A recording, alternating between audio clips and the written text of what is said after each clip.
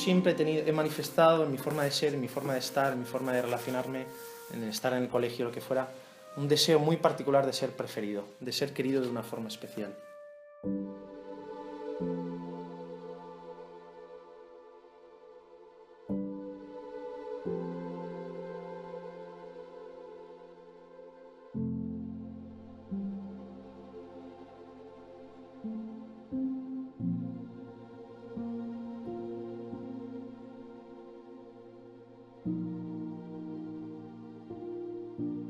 Yo fui a la clase de Marcos y me parecía, era un chico muy normal. Sí que es verdad que pues, coincidimos en algunas fiestas y yo ya lo veía pues el típico que quería ligar, el típico que quería sobresalir, ¿no? Tenía ese punto como yo creo que cualquier chaval o joven de, pues eso, de 15, 16, 17 años.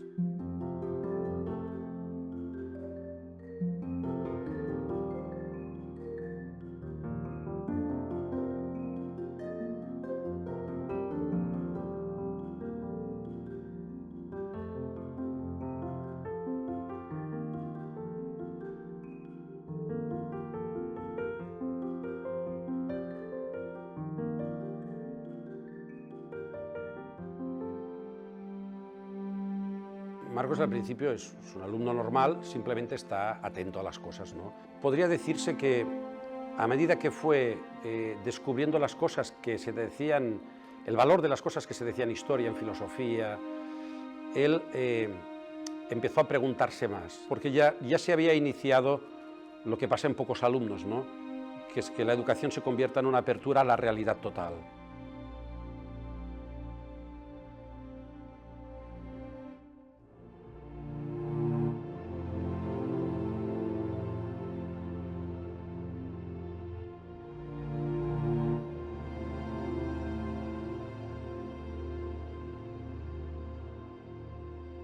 Y él, como cautivado, ¿no?, por cómo estos profesores proponían las materias y por cómo estos profesores vivían entre ellos, pues cautivado por eso, tiró de ese hilo y fue como descubriendo que eran profesores que hablaban de Jesucristo, y que pertenecían a la Iglesia, ¿no? O sea que creo que Marcos, en ese encuentro en el colegio, y luego algo que pudo como ir verificando durante toda su vida, es que el Evangelio de Jesús o que la vida de la Iglesia no es una idea ni un código moral, ¿no?, sino que es una compañía, es un grupo de amigos con quienes puedes empezar a compartir la vida orientados, ¿no?, pues por una luz, por una verdad, que Marcos supo acoger. Para mí supone el encuentro con una compañía fascinante, o sea, con un grupo de amigos para mí fascinante. O sea, ojalá podáis hacer la experiencia algún día de poder contarle a un amigo todo. Pero no esa cosita que tienes ahí guardada porque dices esto nadie lo va a abrazar, que lo cuentes. O sea, una amistad en la que tú dices, yo aquí soy yo mismo hasta el final. Esa experiencia, decidme vosotros si la veis por el mundo, yo en cualquier caso la he vivido. Y la he vivido aquí en la Iglesia, ¿no?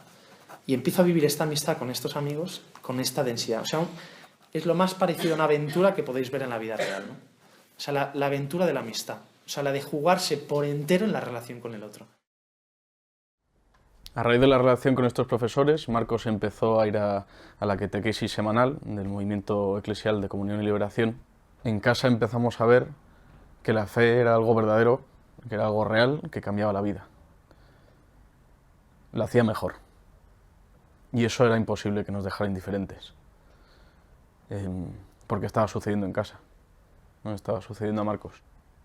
Y esa alegría se empezó a contagiar. Pudimos empezar a participar de la vida de la Iglesia de un modo mucho más verdadero. Yo, acusado por el dolor de la relación con las mujeres, o sea, una cosa que me impresiona de mi conversión es que yo nunca había tenido amigas. Ahora las tengo. Pero todas las amigas que yo había tenido, decaía la relación en una ambigüedad. Y en unas vacaciones del movimiento, un sacerdote que había ahí, me acerco a él y le digo esto, ¿no? Le digo que vivo un gran dolor con esto. Fue impresionante porque él me ayudó a entender que esto escondía algo muy bueno. Era un síntoma buenísimo de una posibilidad de relación, de una posibilidad de trato mucho más verdadera. O sea, él me decía, si la expresividad de tu cuerpo, véase besar o acariciar a una mujer, no forma parte de algo que tú sientes como verdadero, que vives como verdadero, es una mentira. Y al mentir, a ti te duele el corazón. ¿Me seguís? Eso duele tanto cuanto lo haces tú como cuando te lo hacen a ti. Porque sientes que es una mentira.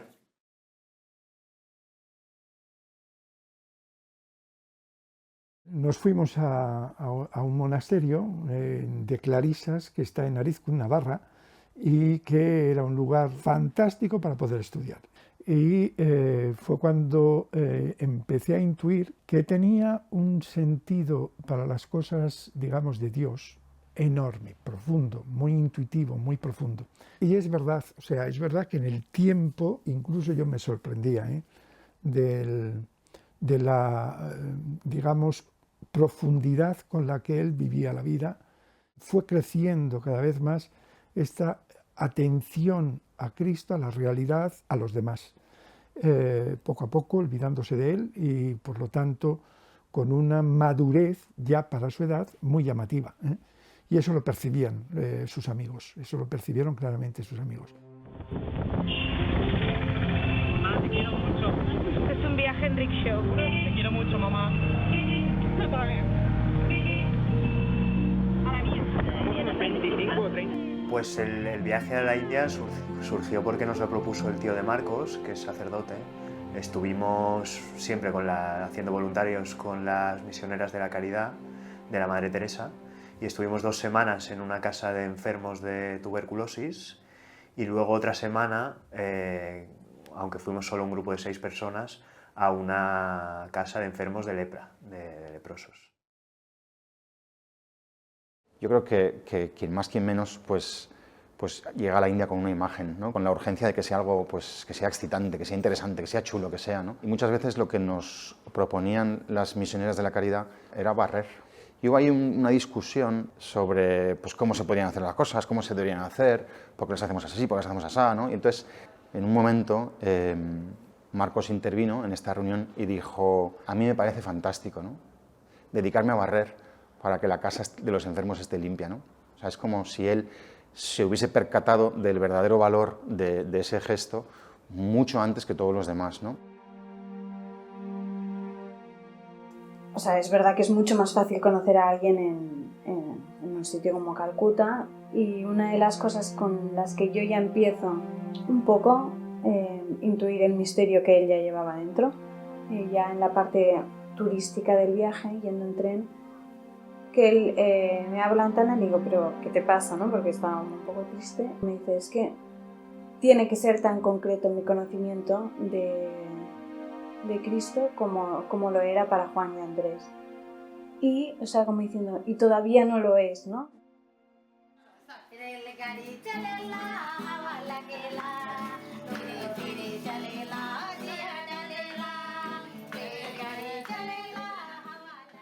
Tuvimos la suerte de conocer a una monja que se llama María Rúa, que vive en Asansol, en una leprosería, y es de las personas más felices que he visto nunca.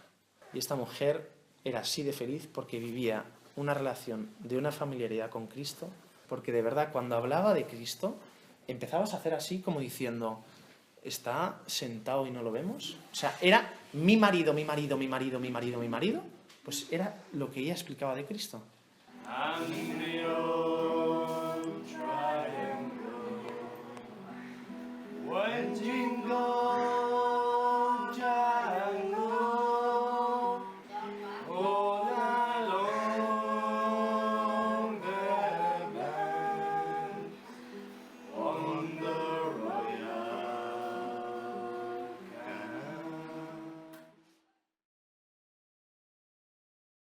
Cuando Marcos vuelve de la India, es cuando yo, escuchándole, intuyo que hay verdaderamente en él un corazón muy atento y muy apasionado por los demás, que no ha sido todavía como ejercitado, pero que está deseoso. Y entonces es cuando yo ahí le propongo, mira, yo creo que el Señor te llama a una mayor paternidad, o sea, que seas de tus amigos un verdadero compañero en su camino, con el deseo de que maduren, de que crezcan en la relación con Cristo y de que cada vez ellos puedan como ser más conscientes del valor de su vida, de lo que digamos, del significado grande al cual están llamados.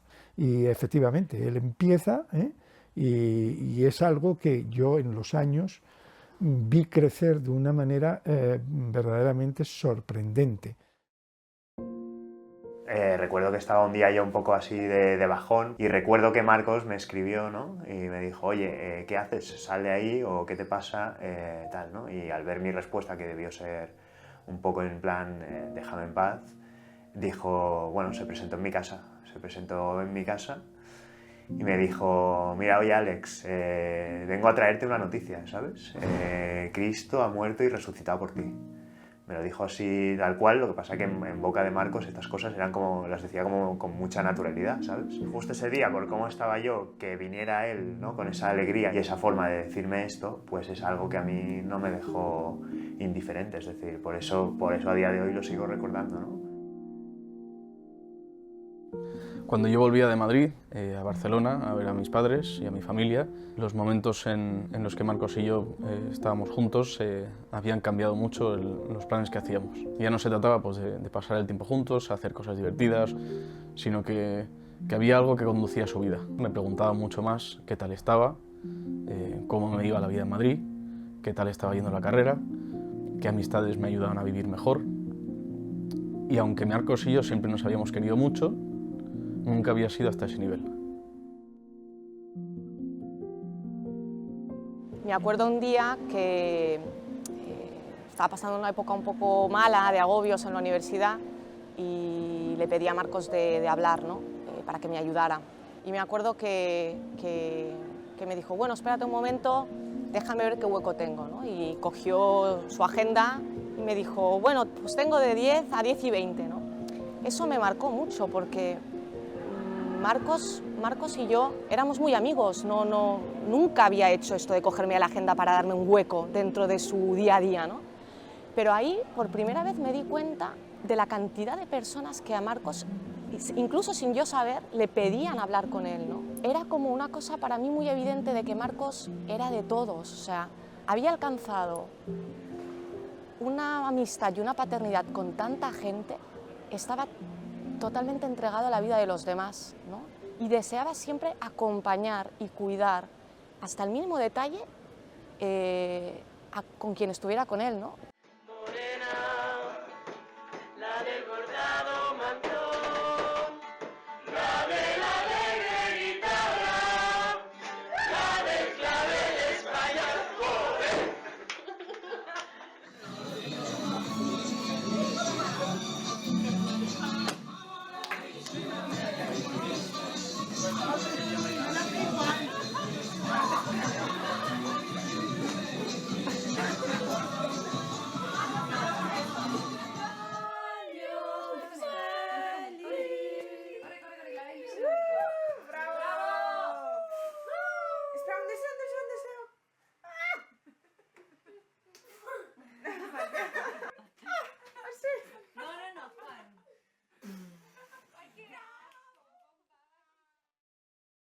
Y especialmente, lo que me ha marcado es la experiencia de paternidad. O sea, la experiencia misteriosa de que siendo tú un pobre mierda, puedas ser útil para Dios.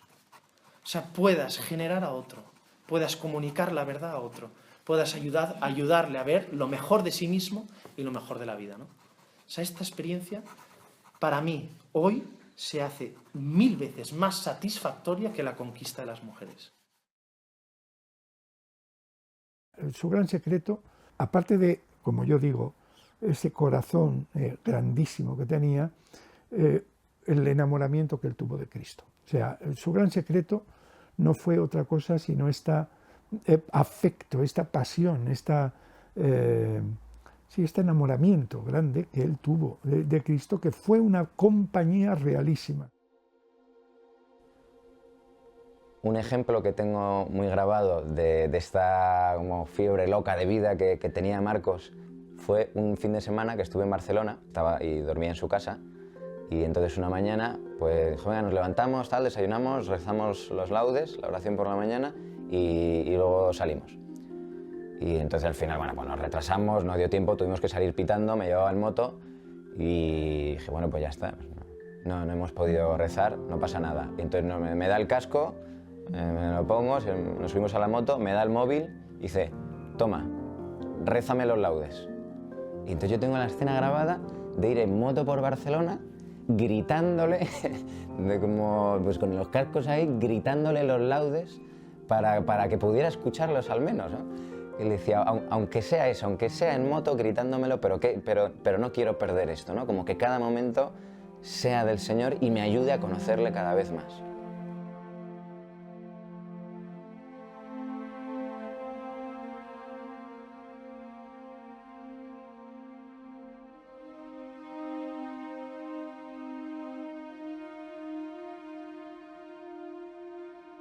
En el mes de febrero, en la segunda semana, entraré en el seminario en Barcelona. Entonces es una decisión que estoy diciendo esta última semana, que está chocando a muchos porque acabé la carrera el lunes, entonces es como tal. Entonces que pone más el énfasis sobre la verdad de Cristo, ¿no? Porque yo esta semana, también viendo el gesto de la gente cuando se lo digo, se me hace evidente al ver sus rostros que o Cristo es real o yo soy gilipollas. Básicamente, ¿no? Me acuerdo un día que estábamos en una estación del AVE y pasó un sacerdote todo vestido de negro, ¿no? Y él se quedó, paró en seco, lo miró, me cogió del brazo y me dijo, si algún día que Dios quiera que yo sea sacerdote, siempre iré de negro porque tengo tal deseo de, incluso en la ropa, se vea que yo soy del Señor. Y mientras él lo miraba, estaba totalmente asombrado, ¿no? O sea, cuando él dijo que entraba al seminario, no fue, ostras, Marcos, ¿no? Vaya salto estás dando al vacío, ¿no? Sino era, o sea, como una confirmación ya de lo que se estaba dando, ¿no? O sea, no era algo extraño. O sea, para mí no fue una, ostras, qué noticia, ¿no? Sino que fue una alegría, ¿no? Por decir, es que vas a ser un gran sacerdote, ¿no? Y hace falta, ¿no? Él siempre tiene despierto como una especie de llamada a la vocación del sacerdocio. Él después, más adelante, recordará que la tenía de pequeño. Empieza a ver que con la que era su novia en aquel momento, la quiere un montón, pero sufre el desgarro de decir, esto no es lo mío. Y eso va madurando hasta el punto de que descubre de que tienen que dejarlo. Cuando lo han dejado, él partía de una premisa básica, que es el Señor tiene que ser tan concreto como el abrazo de esta chica. Si yo me he enamorado de una mujer y el abrazo carnal es una cosa súper intensa, ¿no? Y de la que depende un montón, mi relación con el Señor va a estar a la altura, ¿no? Él iba como subiendo escalones, ¿no? Si esto es lo que más deseo, pues es que Él llega, ¿no? Yo creo que la vocación solo se puede vivir dentro de la experiencia de un gozo desbordante. Porque si no es porque esto es desbordante, ¿cómo carajo te voy a entregar todo? O sea, la constatación de que lo que se pierde por él, se gana. Hacía 2 semanas que Marcos había entrado en el seminario y salimos a un encuentro que habíamos hecho con unos cuantos amigos y aproveché ese momento para preguntarle qué tal estaba, ¿no? Me impresionó porque me paró en seco y de una forma muy llamativa me dijo, Virgi, el Señor es súper celoso conmigo, ¿no? Es como una novia celosa que me lo pide todo, en cualquier momento, en cualquier lugar, y lo quiere de inmediato. Me impresionó mucho como la seriedad con la que me explicaba esto. Y hacía referencia un poco a los horarios del seminario, ¿no? Como esa forma explícita que el Señor constantemente le pedía de entregar su vida, ¿no? Y entonces pues fue el día, nada, después de tener esa conversación, él cogió la moto y a los pocos minutos tuvo el accidente en el que murió.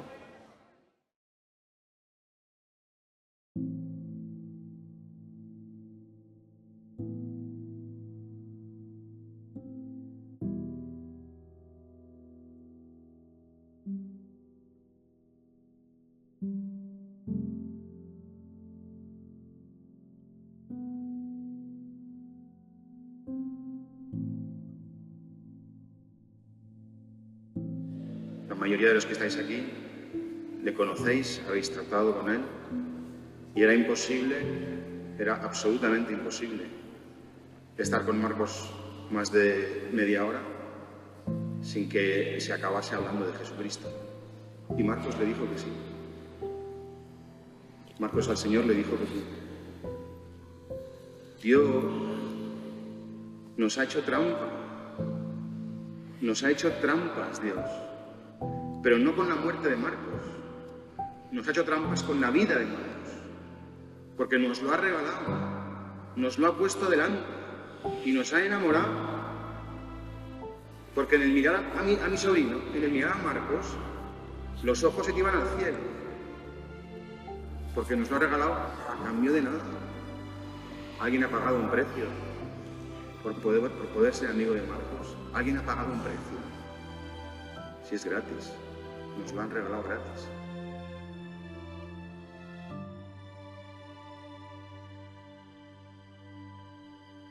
En el instante en el que, cuando supe de la muerte de Marcos, en la noche, ese sábado por la noche, lo primero que hice fue ponerme de rodillas, decirle a Dios, Dios, ¿qué has hecho?, ¿no?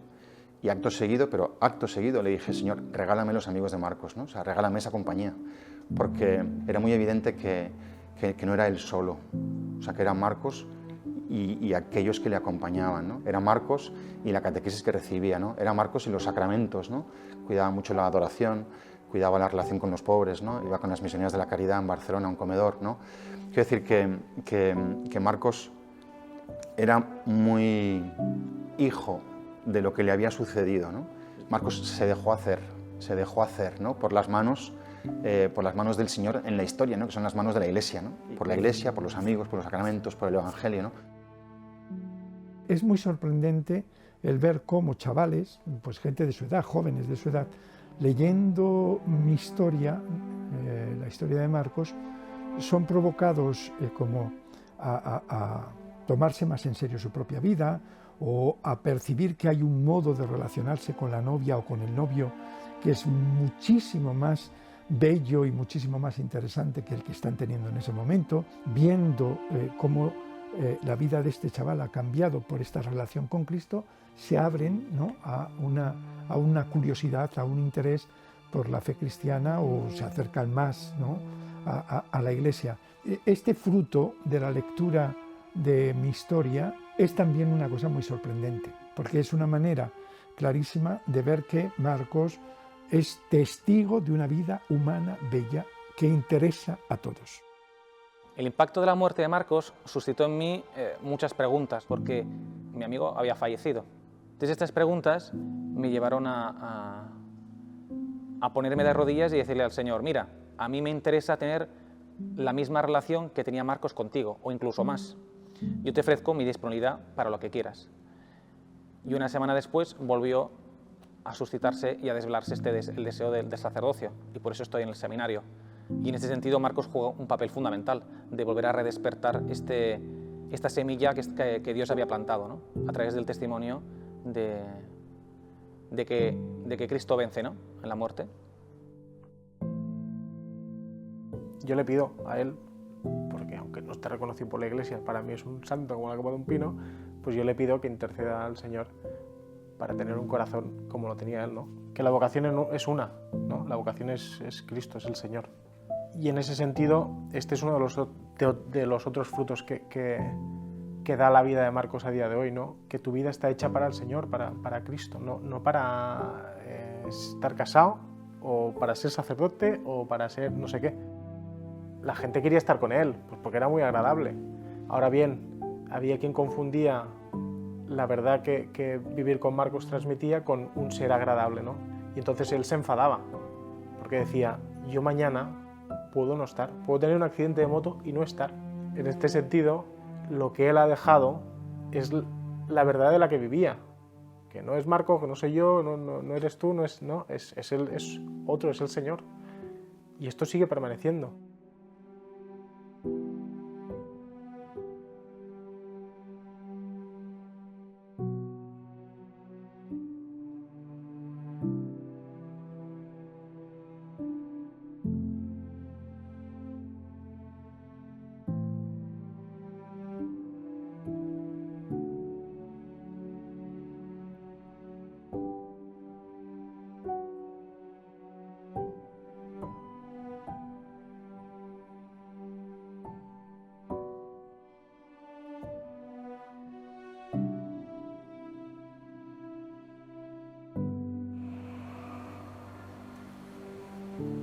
¿Cómo es posible? ¿Qué tiene este chico? ¿Qué tiene Marcos? ¿Cuál es su secreto? Que no es suyo, que es del Señor, que hace que después de 6 años estemos aquí.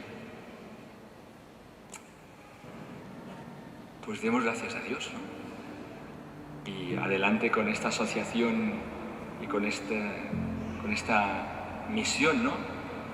Misión de gratitud y misión de rogar a la Iglesia.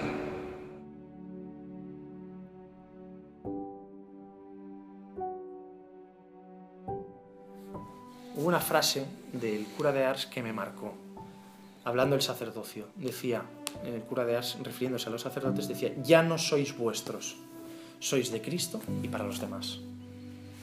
Y yo recuerdo escuchar esa frase y decir, que yo sea de Cristo y sea totalmente para los demás es la cosa que más me atrae en este momento en la vida.